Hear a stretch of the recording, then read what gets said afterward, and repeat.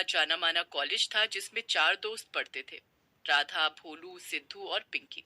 चारों बचपन के दोस्त थे और उनमें बहुत गहरी दोस्ती थी। दोस्तों, ये हमारा आखिरी सेमेस्टर है। इसके बाद कॉलेज खत्म हो जाएगा और हम सब अलग अलग हो जाएंगे। हाँ राधा, तुम सही कह रही हो।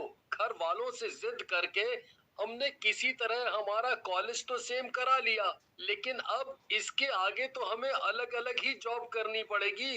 तो क्या हुआ, एक काम करते हैं, हम सब एक साथ ही जॉब करेंगे, और वो भी एक ही कंपनी में। जब तक हमें सेम कंपनी में जॉब नहीं मिलती, तब तक हम जॉब लेंगे ही नहीं। हम्म। अच्छा, तू तो हर सब्जेक्ट में किसी तरह पास हो रहा है। तुझे जॉब ना जाने किस सदी की कंपनी में मिलेगी, और वो भी पता नहीं कब। तेरे साथ अगर हम लोग बैठे रहे तो अगले 3-4 साल बेरोजगार ही रहेंगे। सब लोग भोलू की बात सुनकर हंसने लगते हैं। अरे, ये पिंकी कहाँ रह गई? अभी तक आई नहीं। पिंकी तभी कॉलेज के मेन गेट से बाहर आती है। दोस्तों, क्या तुम्हें पता है वरुण और उसके फ्रेंड्स ने क्या किया? क्या किया? क्या फिर से आधी रात को कॉलेज में घुसकर पेपर चुराए? अरे नहीं नहीं राधा, इस बार तो उन्होंने उससे भी डेयरिंग काम करके दिखाए है। अरे, अपनी कॉलेज के पास वो जो भूतिया स्टेशन है ना, जो कब का बंद हो चुका है और जहाँ कोई नहीं आता जाता, वो लोग वहाँ एक रात का एडवेंचर करके आए हैं, और वो भी अपने कैमरे में सब रिकॉर्ड करके। मान गए इन्हें तो। अरे, तुम लोग पागल हो क्या? इसमें क्या डेयरिंग है? अरे, ये तो साफ साफ बेवकूफी है, बेवकूफी। अरे डरपोक, तू कितना डरता है? अरे, ये तो अभी भी अपनी मम्मी के साथ सोता है। सब दोस्त आपस में बातें करने लगते हैं, पर राधा कुछ गहरे ख्यालों में चली जाती है। क्या सोच रही हो राधा? देखो, हमारा कॉलेज बस खत्म होने वाला है और हमने अभी तक कुछ यादगार नहीं किया। तो क्यों ना हम भी ऐसे एडवेंचर पे जाएं? वाह राधा, क्या बात है, क्या बात है। मैं भी यही चाहती हूँ। अरे दोस्तों, मैंने तो सुना है कि इस पूरे शहर में सबसे डरावनी जगह है पुरानी हवेली, जो कि एक कब्रिस्तान के ऊपर बनी है। हाँ, मैंने भी सुना है कि वहां पर हवेली बनवाकर एक महाराज रहने आए थे और उनके पूरे परिवार को कब्रिस्तान के भूतों ने मिलकर मार दिया। अरे अरे, क्या तुम लोगों का दिमाग खराब हो गया है क्या? हाँ, नहीं नहीं, हम किसी ऐसी जगह नहीं जाएंगे। चुप हो जा डरपोक। सोच, अगर हम वहां गए और एक रात गुजार कर आए तो हमारे कॉलेज में कितना नाम हो जाएगा। हाँ, वरुण के ग्रुप से भी ज्यादा। तो ये तय रहा, हम कल ही वहां जाएंगे और अपने घर पर बता देंगे कि ग्रुप स्टडी करने जा रहे हैं। सबका प्लान बन चुका था, मगर सिद्धू बहुत डरा हुआ था और बार बार सबको समझा रहा था कि वो लोग उस हवेली में ना जाएं। लेकिन कोई भी उसकी सुनने को तैयार ही नहीं था। अगली रात को सब 11 बजे मिले और निकल पड़े हवेली की तरफ। थोड़ी ही देर में चारों हवेली पहुंच जाते हैं। राधा घड़ी में टाइम देखती है।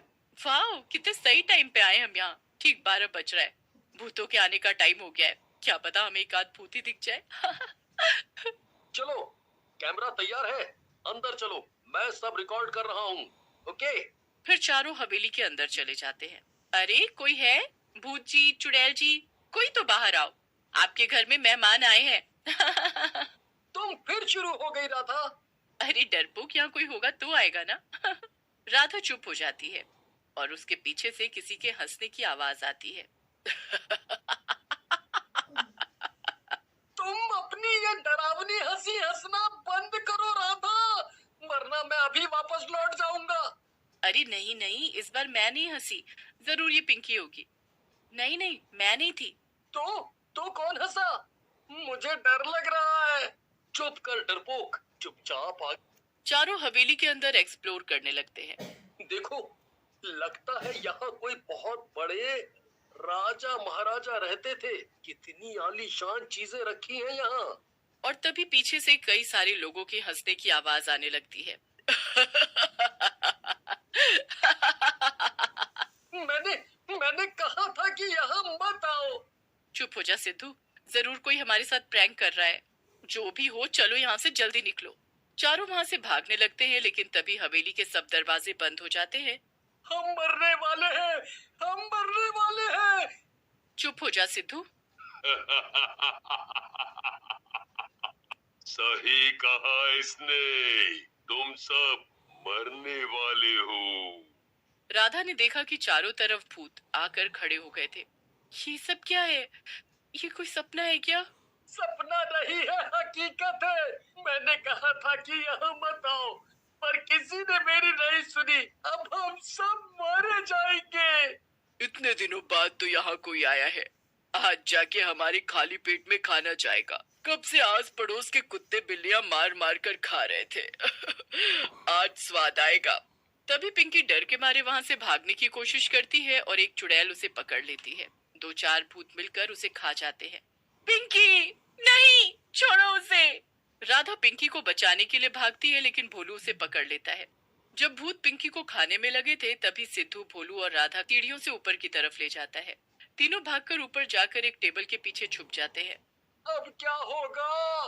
मुझे तो कुछ समझ नहीं आ रहा है। यहाँ से कैसे बाहर निकले अब दोस्तों? हम यहाँ ज्यादा देर नहीं छुप सकते हैं। ये उन भूतों की हवेली है और वो हमें जल्द ही ढूंढ निकालेंगे। तभी राधा की नजर हवेली में ऊपर लगे बड़े बड़े पर्दों पर पड़ती है। राधा उन पर्दों को उतार लेती है और जल्दी भोलू और सिद्धू को एक कमरे में खींच कर ले जाती है। अरे राधा, तुम यहाँ क्यों लेकर आई हो हमें? अब इस कमरे से बचकर हम निकलेंगे कैसे? हाँ, बाहर तो इतने सारे भूत और चुड़ैल है राधा। जब हम अंदर आ रहे थे हवेली के, तब मैंने देखा था कि हवेली के सेकंड फ्लोर पर बहुत सी खिड़कियां थी। और वो देखो, इस कमरे में भी खिड़की है। हम इन पर्दों को आपस में बांधकर रस्सी बना सकते हैं और नीचे उतर सकते हैं। अरे हाँ, सही कहा तुमने राधा। शायद अब हम बच जाएं। रुको, अभी मैं अपना कैमरा वापस ऑन करता हूँ। अरे भोलू, अब क्या तू खुद को मरते हुए भी रिकॉर्ड करेगा? चुपचाप इस कैमरे को बंद कर दे, वरना मैं तुझे इसके साथ ही बाहर फेंक दूंगा। तीनों मिलकर पर्दों को आपस में बांध देते हैं और उसकी बड़ी सी रस्सी बनाकर खिड़की से नीचे टंग जाते हैं। सबसे पहले राधा नीचे उतरने के लिए रस्सी पर उतरती है, पर थोड़ा नीचे जाने पर वो देखती है कि सभी भूत अब नीचे खड़े थे और उसके नीचे आने का इंतजार कर रहे थे। अरे सिद्धू, भोलू, मुझे ऊपर खींचो, सब भूत यहाँ नीचे है। भोलू राधा की चीखने की आवाज सुनकर जल्दी से रस्सी जोर से पकड़ लेता है और ऊपर खींचने की कोशिश करने लगता है। पर एक भूत रस्सी को नीचे खींचता है और भोलू और राधा दोनों ही नीचे गिर जाते हैं और सब भूत मिलकर उन्हें खा लेते हैं। उधर सिद्धू जब ऊपर से नीचे का ये सब मंजर देखता है तो उसके रोंगटे खड़े हो जाते हैं। हे भगवान, ये दोनों भी गए। अब मैं क्या करूं? हाँ, अगर ये सब भूत यहाँ है तो हवेली का मेन दरवाजा जरूर खुला होगा। भाग बेटा सिद्धू, भाग। सिद्धू ना आर देखता है और ना पार, और ऐसी दौड़ लगाता है जिससे वो आसानी से कोई भी मैराथन जीत सकता था। आखिरकार सिद्धू मेन दरवाजे से बाहर निकल जाता है और वो बच जाता है। वो फैसला लेता है कि आइंदा कभी ऐसी बचकानी हरकत नहीं करेगा।